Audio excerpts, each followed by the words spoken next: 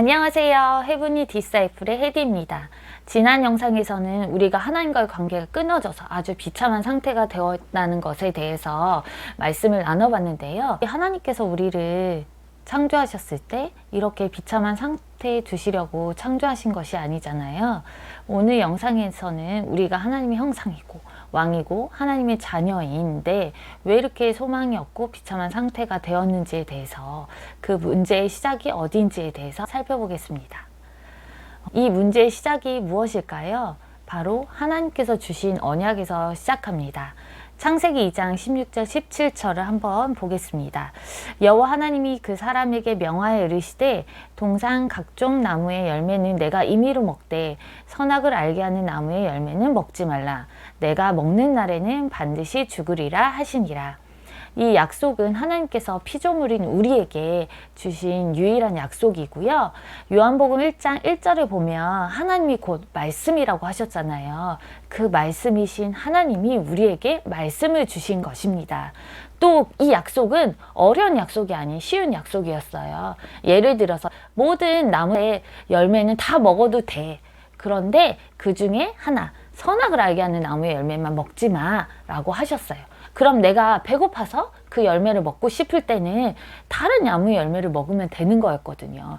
그렇게 하나님이 우리에게 주신 약속은 어려운 약속이 아니라 쉬운 약속이었습니다. 그리고 이 약속을 지키기만 하면 내가 너의 창조주고 너는 내 피조물이야 라는 거, 그 선만 넘지 않으면 우리는 영원히 하나님과 행복하게 살 수 있었습니다. 그래서 이 약속은 우리를 시험하시기 위해서, 또 우리를 멸하시기 위해서 하신 약속이 아니라 하나님이 우리와 영원히 함께 하시기 위한 사랑의 약속입니다. 그런데 여러분 다 아시죠? 어떻게 되었나요? 창세기 3장 1절에 보면 시작이 어떻게 되죠? 여기 보면 그런데 뱀은으로 시작합니다. 그런데 뱀은 여호와 하나님이 지으신 들짐승 중에 가장 간교하니라. 뱀이 여자에게 물어 이르되 하나님이 참으로 너희에게 동산 모든 나무의 열매를 먹지 말라 하시더냐? 라고 말씀하고 있습니다.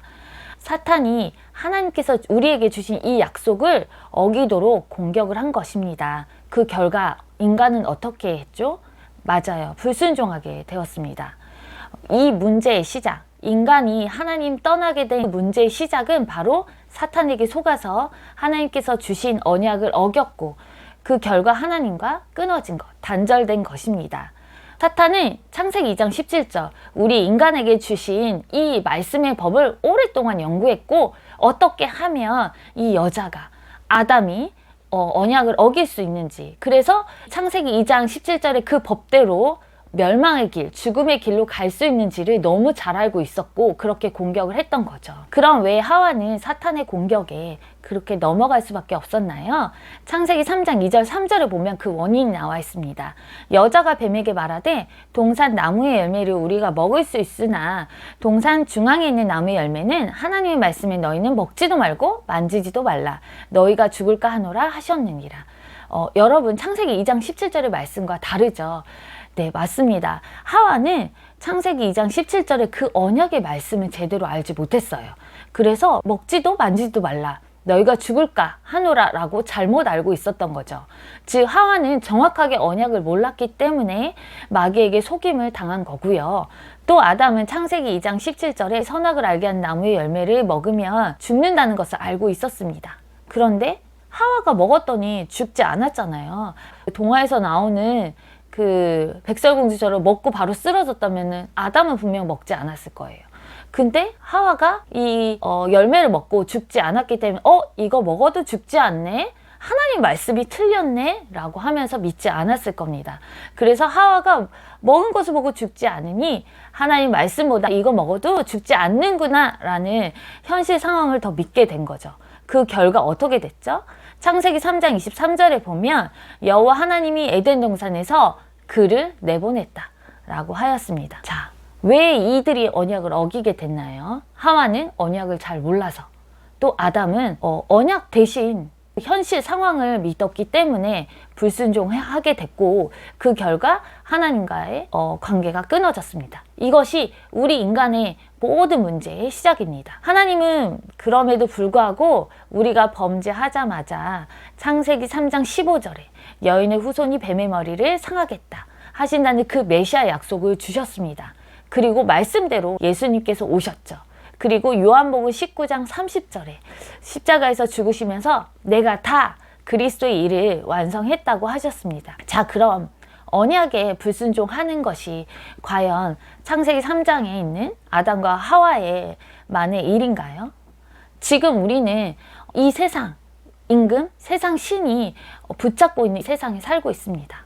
마귀가 주인된 세상에 살고 있고 여러 문화와 미디어로 끊임없이 일어난 사건들을 통해서 예수님께서 십자가 부활로 이 문제를 다 끝내셨다는 사실을 믿지 못하도록 공격을 당하고 있는데요.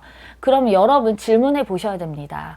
나에게 있는 여러 문제의 원인, 여러 가지 문제의 그 시작이 혹시 나의 사소한 잘못, 아니면 나의 게으름, 나의 연약함 때문이라고 생각하신다면 아주 잘못 생각하는 것입니다.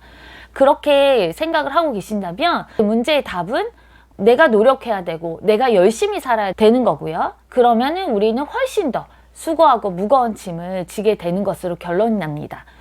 내가 주인 되어서 이 문제를 해결하면 그 문제는 영원히 해결되지 않고 계속 반복될 수밖에 없습니다.